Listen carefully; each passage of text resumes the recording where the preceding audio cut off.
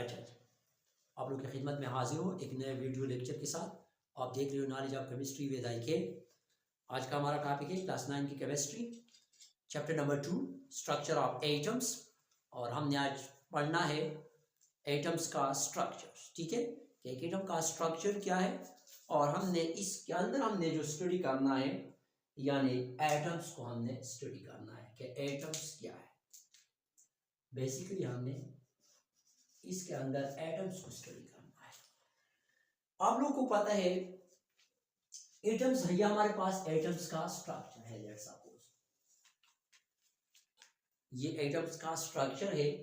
इसकी सेंटर में मौजूद है, आपको पता है, प्रोटॉन और न्यूट्रॉन, जो कि यहाँ पर शेल्स में इलेक्ट्रॉन रिवोल्यूशन करते हैं।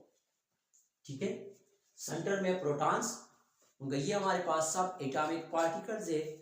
और एटम जो है आपको पता है ये हमारे पास इनविजिबल पार्टिकल्स है, जो इसको फर्दर इसकी डिविजन्स नहीं कर सकते हैं। यानी इस पार्टिकल्स की, इसको हम सब एटॉमिक पार्टिकल भी बोल सकते हैं या फंडामेंटल पार्टिकल्स भी कह सकते हो।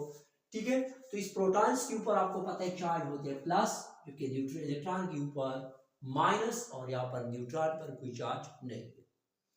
यहाँ पर इसकी चार्ज को डिस्कवरी को हम डिटेल्स में नहीं जाएंगे क्योंकि चार्ज कैसे आ गया और ये डिस्कवरी कैसी हुई थी, लेकिन मैं आपको ज़रा सा थोड़ा सा हिंट्स दूंगा।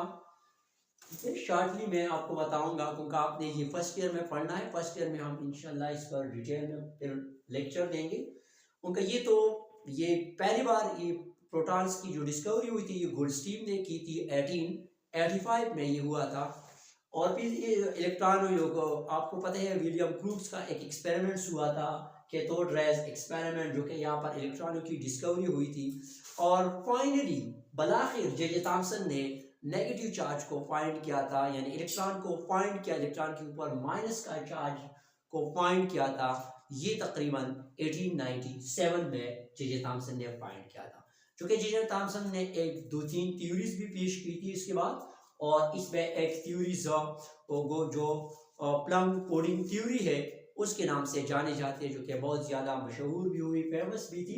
ठीक है, प्लम पुडिंग थ्योरीज को कहा। प्लम पुडिंग थ्योरीज को इस तरह था उनका, जो एक प्रोटॉन्स है, या आप कह सकते हो कि हमारे पास प्लस चार्ज है इस तरह, इसके साथ इसी तरह plus charges plus charges plus charges, यानी ये प्रोटॉन है और इलेक्ट्रॉन अपने आप को इस तरह अरेंज कर रही है।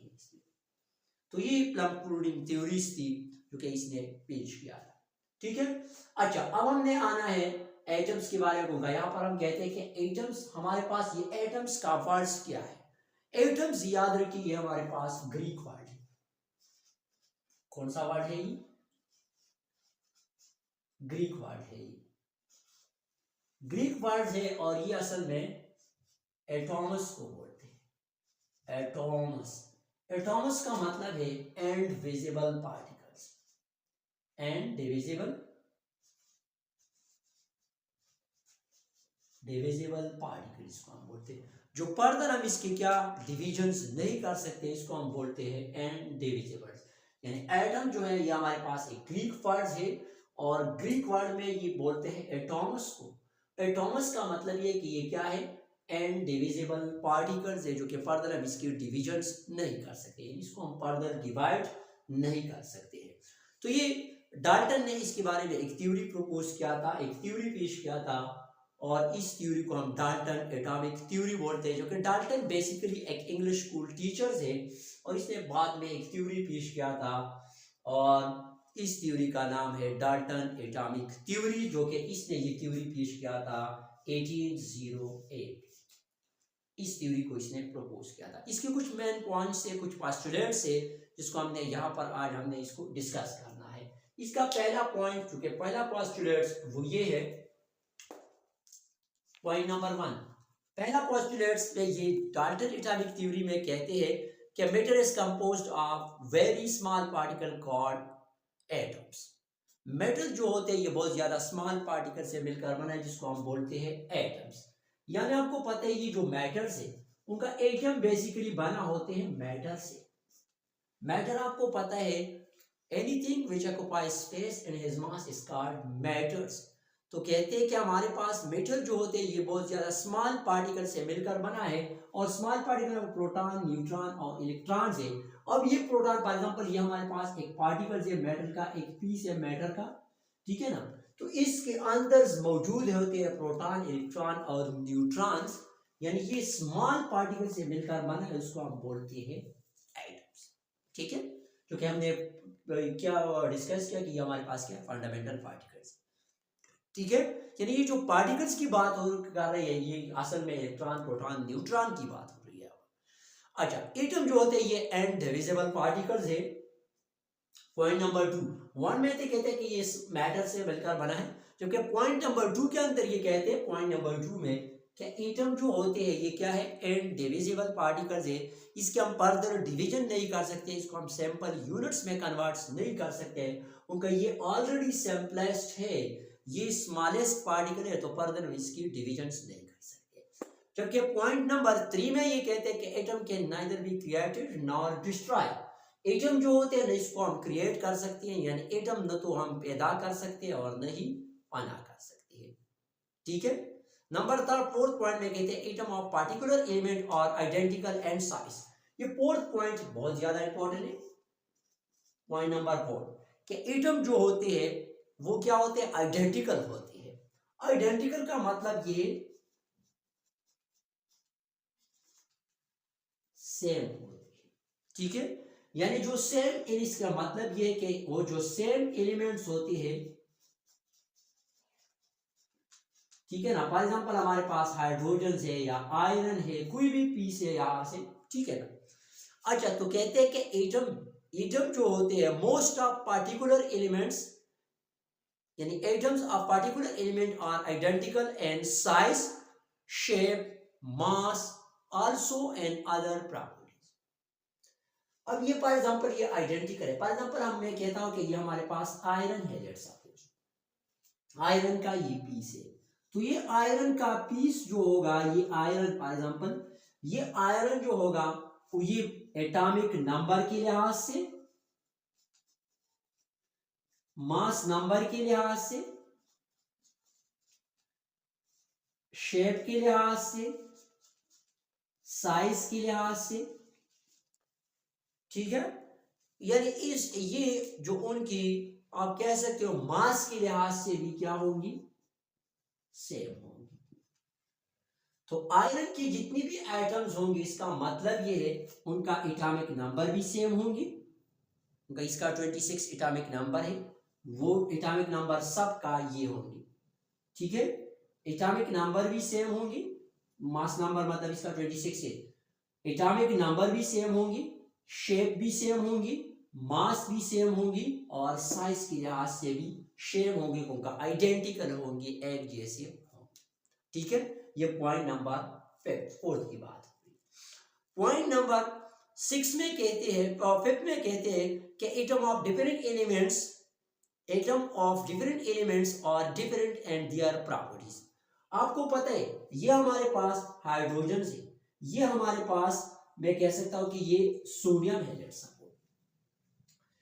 तो कहते हैं कि डिफरेंट एलिमेंट जो होते हैं उनका हाइड्रोजन सोडियम से डिफरेंट है।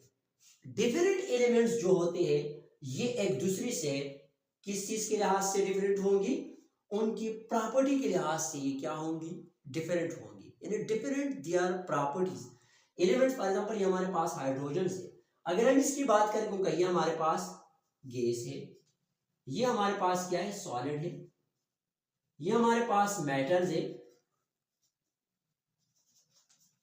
मेटल्स भी है, ठीक है ना, जबकि ये हमारे पास मेटल्स तो नहीं है, ठीक है। अब उनकी जो प्रॉपर्टी उनको, ये हमारे पास गैस है, गैस की प्रॉपर्टी आपको पता है मेटल से डिफरेंट है।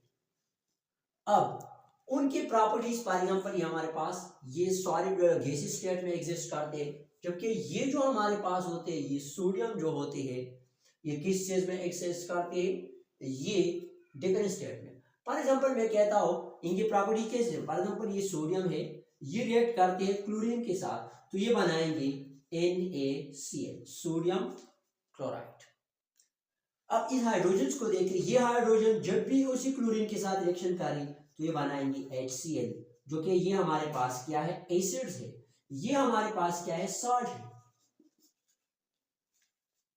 ठीक है।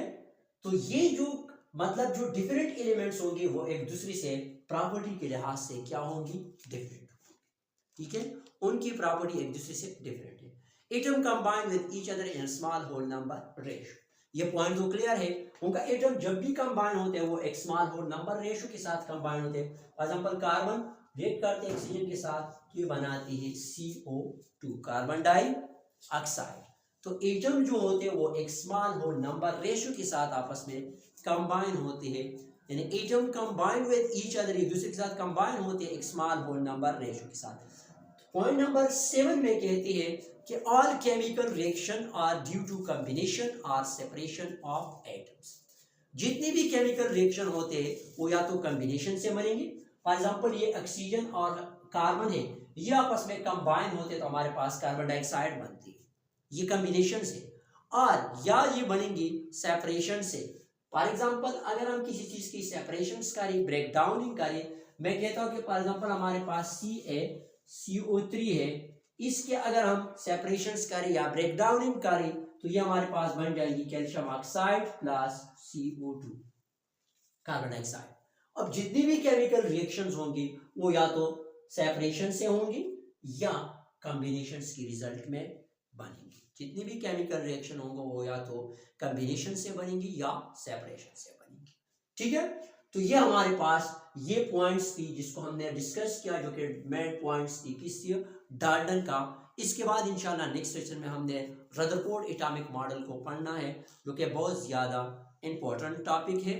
अच्छा, आप लोगों से रिक्वेस्ट है कि प्लीज़ चैनल को सब्सक्राइब करें और साथ ही दूसरों के साथ शेयर भी करें, और अगर कोई मसला हो, क्वेश्चंस हो, तो कमेंट सेक्शन में जाके क्वेश्चन पूछें और हमें अपनी मुफीद मशवरों से आगाह करें।